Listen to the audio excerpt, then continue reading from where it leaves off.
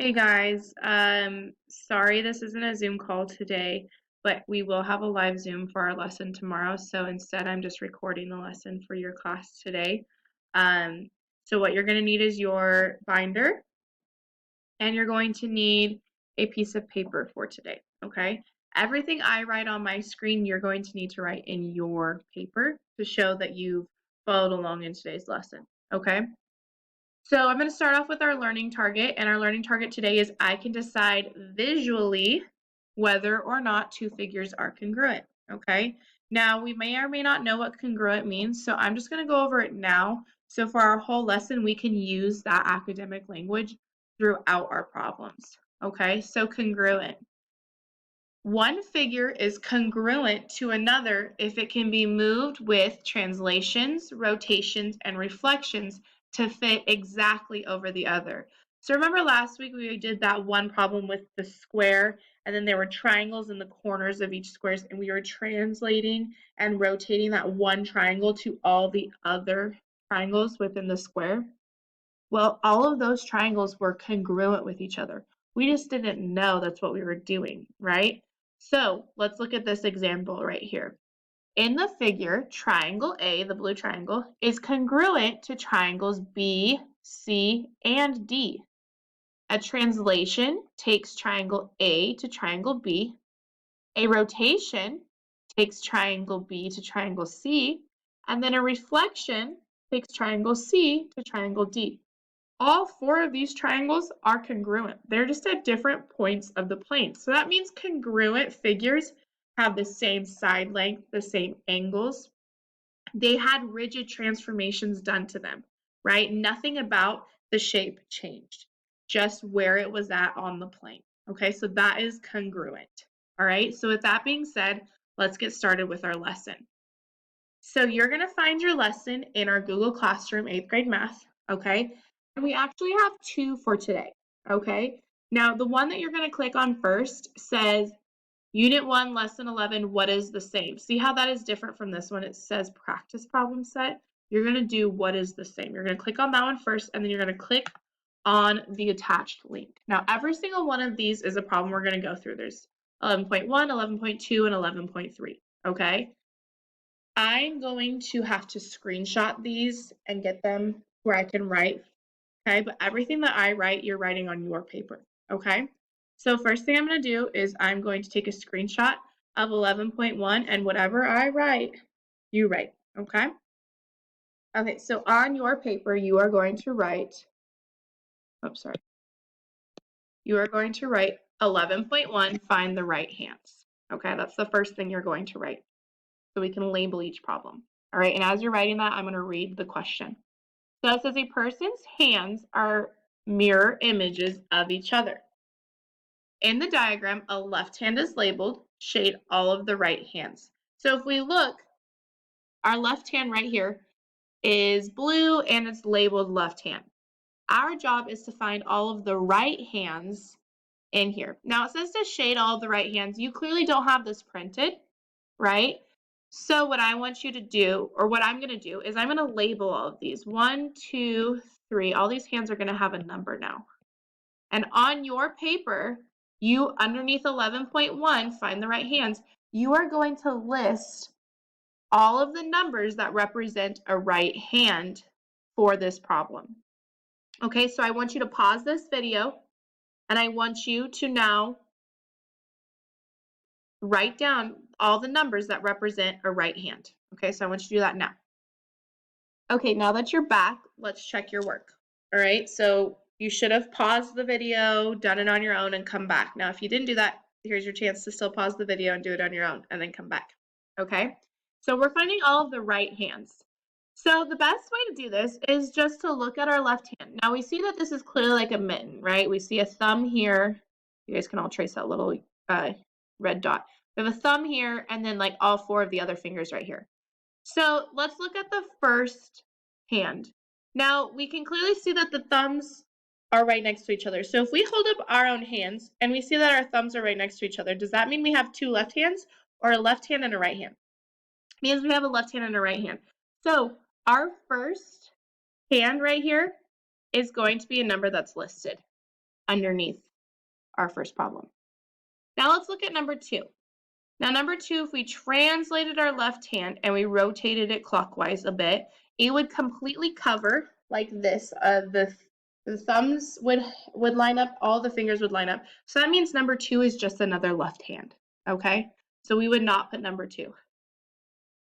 Number 3, we translate the left hand over and we would see that it would look like this, where the thumbs would be on either side. So that means we would have a left hand and a right hand. So number 3 is considered a right hand.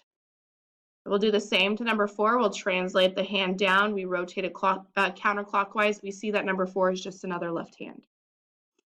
We translate the left hand down to number 5. We rotate it. We see once again that the thumbs are on either side. So that means number 5 is a right hand. Now we translate 6 all the way down and we can rotate it counterclockwise and they would line up perfectly. So that means number 6 is a left hand. So the 3 right hands listed or shown on this problem are 1, 3, and 5. So everything you should have written for this first problem is the title and 1, 3, and 5. Okay? Now, obviously, this is very visual, right? We don't have tracing paper to be able to just trace this left hand and go over all of these and see if they are a left or a right hand.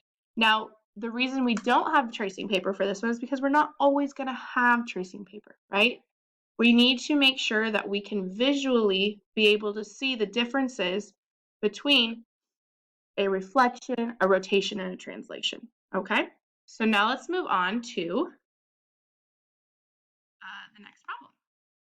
So I'm going to scroll down to 11.2. Now, on this problem, you're going to, again, write down the title, 11.2, are they the same? Okay, so let me take a screenshot of this one. Okay, so I have a screenshot of this one. So what you need to have written on your paper is the, I don't know what's going on, is the title, which is 11.2, are they the same? And then you need to have A, B, C, D, and E written down on your paper as well. Okay, so let's read the instructions for this problem. It says, for each pair of shapes, decide whether or not they are the same. Now, we have to decide whether or not the first figure is the same as the second figure. It doesn't matter what transformation it goes through, whether it was a translation, rotation, reflection between figure 1 and figure 2. At the end of the day, is it the same shape? Yes. Is it the same shape? No. So if it is the same shape, for example, let's do A together. I see that figure 1 on A is the same as the second figure. It's just that the second figure has been rotated 180 degrees around to where now it's facing upward, right? So I would say yes for A, that both of these figures are the same.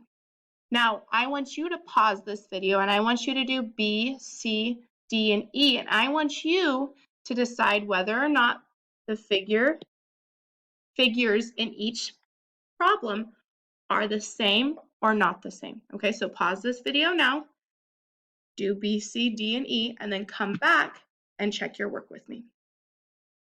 Okay, welcome back. Now that you are here and you have done it on your own first, let's go through these. So we have B. Now these figures are not the same.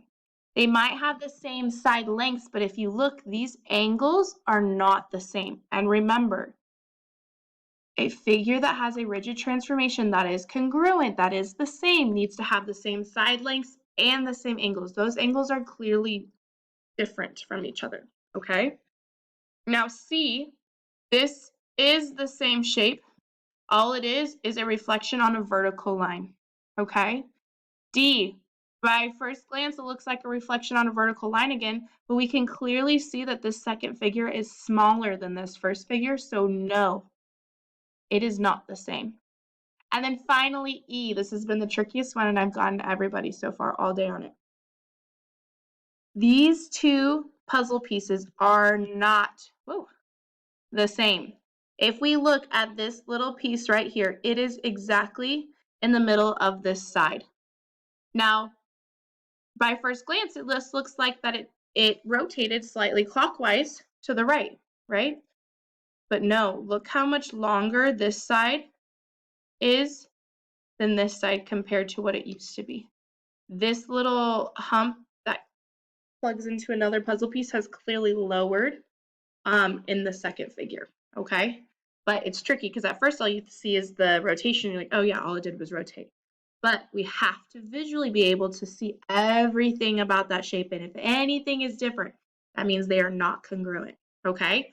So that is 11.2. You need to have the title written down and all of your answers for A, B, C, D, and E. All right, last problem of the day.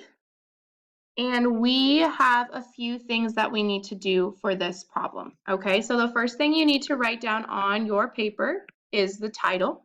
Okay, and as you are writing that title, I want you to listen to what you're doing next. Okay, now I'm going to read all of the problems and then we're going to talk about what we need to know in order to solve these problems. Okay, so number one asks, which of these rectangles have the same area as rectangle R? Rectangle R is going to be our big rectangle that we pay attention to a lot, but have a different perimeter. Number two, which rectangles have the same perimeter as rectangle R but a different area? Three, which have the same area and the same perimeter as rectangle R? And then four, use materials from the geometry toolkit to decide which rectangles are congruent. Shade congruent rectangles with the same color. We don't need our geometry toolkit. We'll be fine with just our pencil and paper, okay? So the first thing we need to do in order to be able to answer all of these problems is find the perimeter and area of every single one of these rectangles. So on your paper, I want you to write each label of the rectangle, and then I want you to write area, or A for area, and P for perimeter, like that. I'll give you a second to get those all written down. So it should look like this, okay? Now we need to find the area and the perimeter of each rectangle. Well, area is length times width, and perimeter is length plus width, right? We're just adding up all the sides. So I'm going to show you how to do that for R, and then I'm going to have you pause and find the area and perimeter for the rest of these problems. So for R, we're going to multiply length times width for the areas. So 3 times 2 is 6. And the perimeter, we're adding these all together. So 2 plus 3 is 5, plus another 2 plus 3 is 10. So our area is 6, our perimeter is 10. I want you now to pause and find the area and perimeter for A, B, C, D, E, and F. Okay, I have the area and perimeter for all of the rectangles. So if you need to pause and check your work, go ahead. But I want to move on, okay? So which of these rectangles have the same area as rectangle R but a different perimeter? Well, we can see that the area of rectangle R is 6. And we can see that B has the same area but a different perimeter. So for number 1, we'll put B. C has the same area but a different perimeter, so we'll put C. D doesn't have the same area. E has the same area but also the same perimeter, so we're not putting that one. And F doesn't have the same area. So the only two rectangles that have the same area but different perimeter are B and C. Now B and C don't look like R, right? Keep that in mind. Now let's look at number 2. It says which rectangles have the same perimeter as rectangle R but a different area. So if we look at rectangle A, it has the same area but a different perimeter. That's not what we're looking for, right? Rectangle B has the same area but a different perimeter. Not what we're looking for. C has same area, different perimeter. Not what we're looking for. D has different areas, same perimeter. So we're looking for D. That's exactly what we need. And then E, same area, not what we need.